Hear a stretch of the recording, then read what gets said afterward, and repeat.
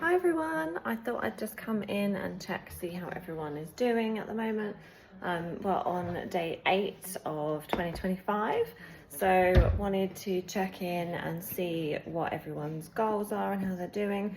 A lot of people will be on a calorie deficit this January, and that, if you need to lose a bit of fat that you've maybe stored up over Christmas, that's fine. It's good to have our goals, and as long as you have those goals and you go about them in a measured way, and you check on your progress regularly, that is great. Always good to have a goal and a way of monitoring that on a day-to-day basis or week-to-week basis, whatever works best for you. What I would say is that if you're on a calorie deficit, make sure that you've got a deficit that is not too high. So work it out. If you need help with that, let me know and I will help you. Don't go too hard with a calorie deficit. Remember, by saving 500 calories a day over the week, you're going to save yourself 3,500 calories, which is going to equate to a pound of weight loss. That's not necessarily going to be fat loss, that's going to be weight loss. So if you want to retain muscle, which we do as we age, we need to make sure that we lose weight slow and steadily. So we don't go too hard, weight drops off, because we're going to be eating into muscle mass and we want to retain the muscle mass. We want to lose the fat mass.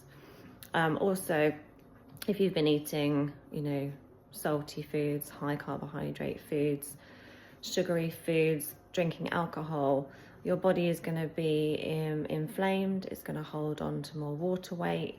There's a whole host of reasons why your weight might have gone up over the last few weeks.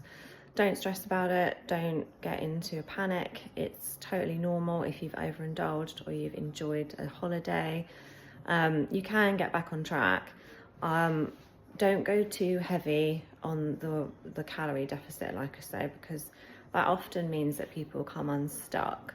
They go hard at it and drop their calories to like 1,500 or something for like a couple of weeks. They maintain that and then they can't maintain it anymore. So then they eat back the calories, and it might only take a couple of days. You might be able to sustain it Monday to Friday, and then the weekend comes and you overindulge because you've missed the things that you've not had during the week. So that's one key point, is create a small manageable deficit, something that is going to be achievable for you, not way out of reach. That's really important. So make that goal achievable. The next thing I would say is make sure that you eat enough.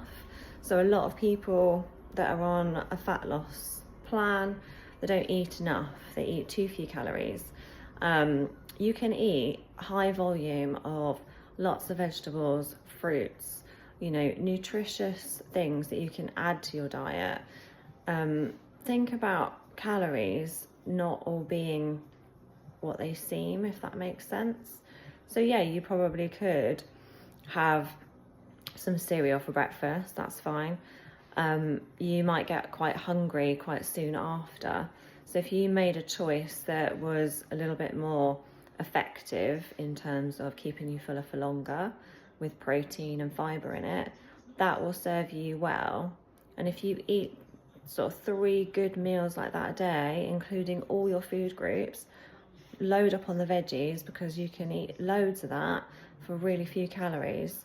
But it also is nutrient dense. It feeds your body what it needs. It keeps your gut health really high, which is going to help in lots of ways for your immune system, for your body to function properly, to make sure that your insulin levels remain quite stable, so you don't get those highs and those lows.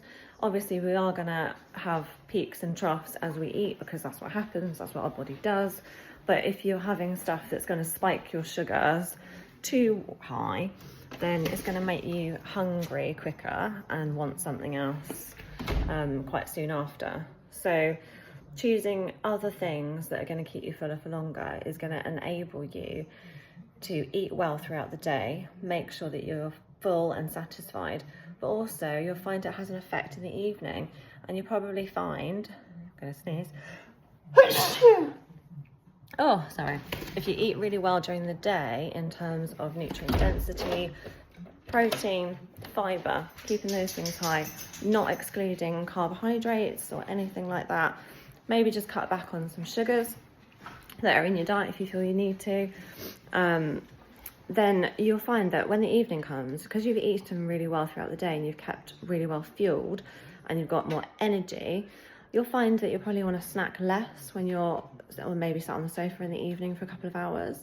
So that's really key. A lot of people will find that they don't eat much during the day and they think, why am I not losing weight? I'm not eating much. But if you have a look at maybe a biscuit that you've had because you are a little bit hungry in the afternoon, or additional things that you've reached for throughout the day because you're hungry, that will all subside if you eat really well thought out meals throughout the day. It will make sure that you're not hungry, you don't reach for those snacks, and when the evening comes, you'll be satisfied by just having a hot drink on the sofa.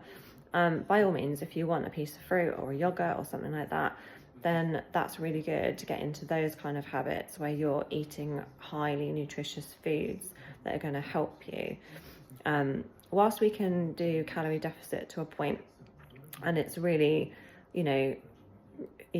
calories are calories. So you could have 5 chocolates for the whole day or something and not eat anything else and lose weight, but you won't, because you'll be so hungry that you'll reach for something else and then something else, and then when you are really hungry, you make poor decisions and you just reach for things, you don't think them through.